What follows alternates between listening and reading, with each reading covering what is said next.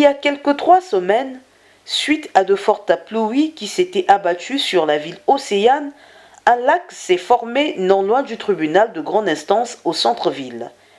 Pourquoi cette stagnation des eaux?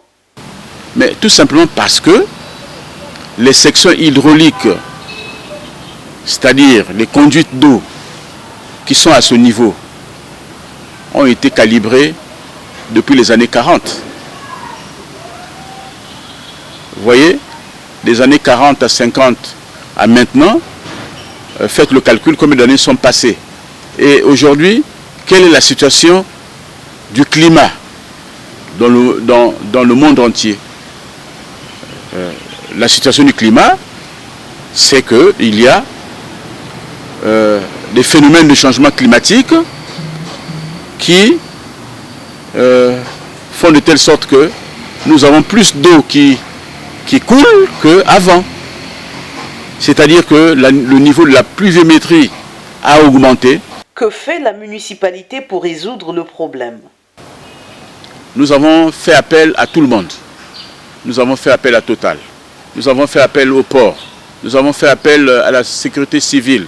Nous avons fait appel à Coraf pour que nous puissions dégager les eaux qui étaient là parce que nous avions accumulé à ce niveau 27 000 mètres cubes d'eau. 27 000 mètres cubes d'eau. Et nous avons acheté des pompes à eau pour essayer de dégager toutes ces eaux qui stagnaient autour de ce rond-point. Parce qu'à côté, nous avons la Banque centrale qui a ses coffres qui sont placés en souterrain et qui pouvaient être noyés. Imaginez la catastrophe que nous devions avoir si tous les coffres de la Banque centrale étaient noyés. Donc nous avons travaillé d'arrache-pied avec le concours de toutes les bonnes volontés de la place.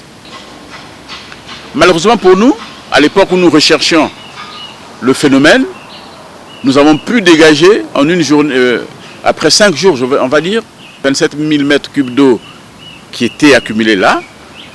Mais malheureusement, le même soir, il a encore eu de la pluie.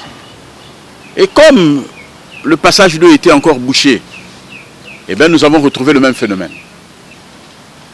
Mais nous sommes encore dans les procédures de l'AFD. Vous savez que c'est des agences de développement et elles sont très tatillonnes dans l'octroi des crédits.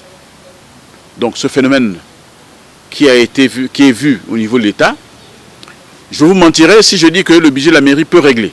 Que se passe-t-il pour que la construction des voiries urbaines traîne le pas? Le cas de l'avenue Moé Katmatou. L'avenue Katmatou. Je ne sais pas ce que vous reprochez à l'avenue Katmatou, mais l'avenue Katmatou est en train de se construire. Je voudrais que vous repartiez là-bas maintenant. Lorsque vous avez vu la première couche qui avait été mise en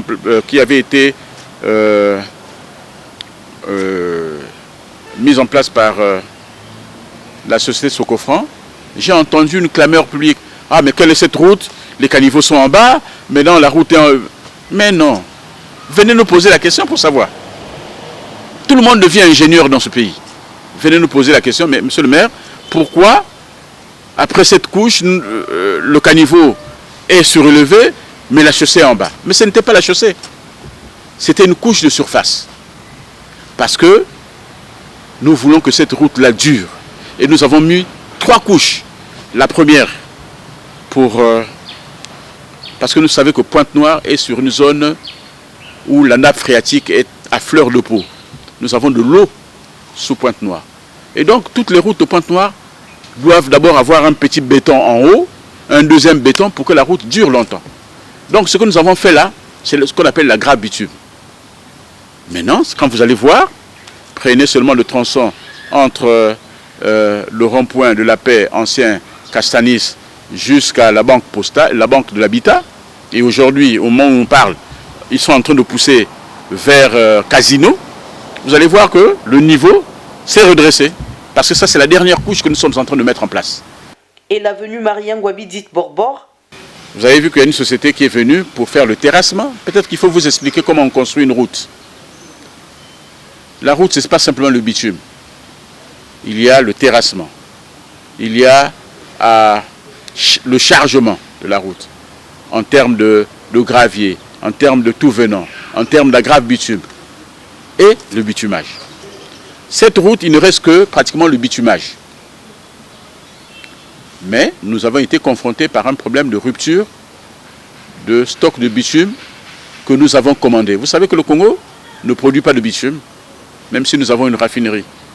Nous ne produisons pas de bitume, nous sommes obligés d'acheter le bitume hors du pays. Prenez votre mal en patience, vous avez attendu plusieurs années pour rentrer dans les trous et ressortir.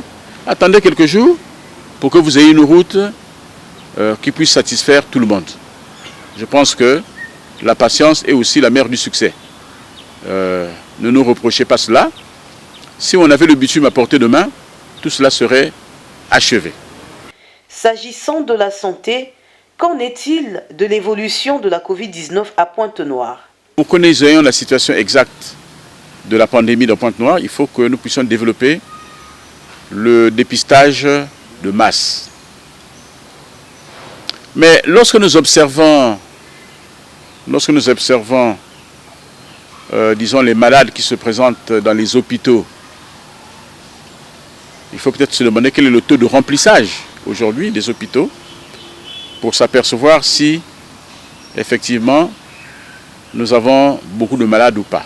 Moi, je me fie aux statistiques officielles. Les dernières statistiques que je venais d'avoir, c'est qu'à Pointe-Noire, il y a eu 23 nouveaux cas. Est-ce le cas réel ou le cas virtuel? Ça, je ne saurais le dire. Vous poserez la question à plus spécialistes que moi, notamment la directrice départementale de la santé.